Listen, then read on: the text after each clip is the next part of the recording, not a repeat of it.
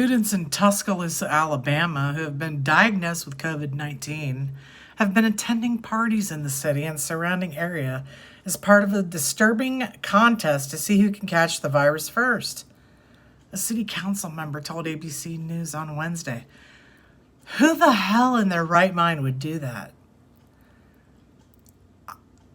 Whose parents would let their kids do that? I don't understand. Do you want to end up dead? Because that's how you're going to end up dead. Tuscaloosa City Councilor Sonia said students have been organizing COVID parties as a game to intentionally infect each other with the contagion that has killed more than 127,000 people in the U.S. She said she recently learned of the behavior and informed the city council of the parties occurring in the city. She said the organizers of the parties are purposely inviting guests who have COVID-19. So I guess they're going with herd immunity, that whole thing. Except, what about the people on ventilators that die? If it gets that bad and you have to go on a ventilator, you're pretty much 80% dead, dude. So they put money in a pot and then they try to get COVID. Whoever gets COVID first gets the pot. It makes no sense. They're intentionally doing it. That is so freaking concerning, dude. I don't understand.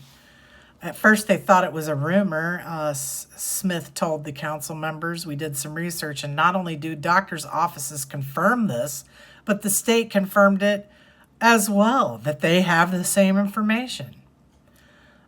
In his presentation, Smith, who wore a mask, did not say what is being done to curb the behavior or what schools the students were from. Tuscaloosa is the 7th largest city in Alabama and home to the University of Alabama and several other colleges. Just hours after Smith's briefing, the city council unanimously passed an ordinance requiring people to wear face coverings when out in public. On Wednesday, this person named Holly, a spokesperson for the fire department, told ABC News, we're not releasing any statements about what was said last night. It's unclear if the COVID-positive students infected anyone at the parties they attended. Well, that's effing bullshit. You already know. Richard Rush, a city spokesman, said in a statement that the city is currently working with local agencies and organizations to ensure that we do everything in our power to fight this pandemic. We're trying to break up any parties that we know of. And saying that the infected students are obviously disregarding guidelines from the CDC and to self-quarantine for 2 weeks. Whose freaking parents? Okay, are these college kids? Are we talking about college kids who are at college and their parents aren't around to enforce their quarantine? What the hell is going on, man?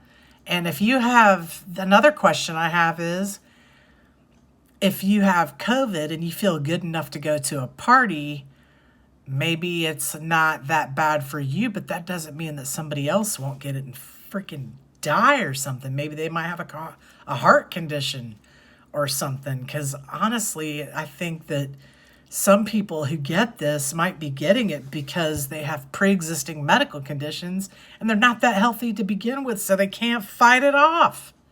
I mean, that's just my guess, you know?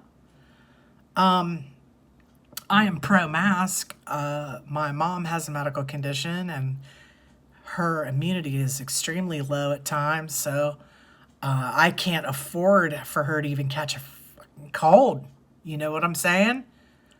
So I have to protect Bizarre Granny as much as possible. So does the rest of my family. So I can't even imagine what the hell these people are even thinking.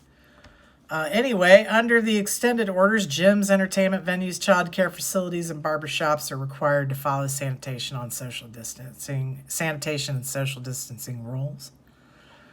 Retail stores are allowed 50% occupancy. You know, it's the whole thing that every state is going through. But I would think that they're going to start sending out contact tracers to these people because that's what's happening in New York.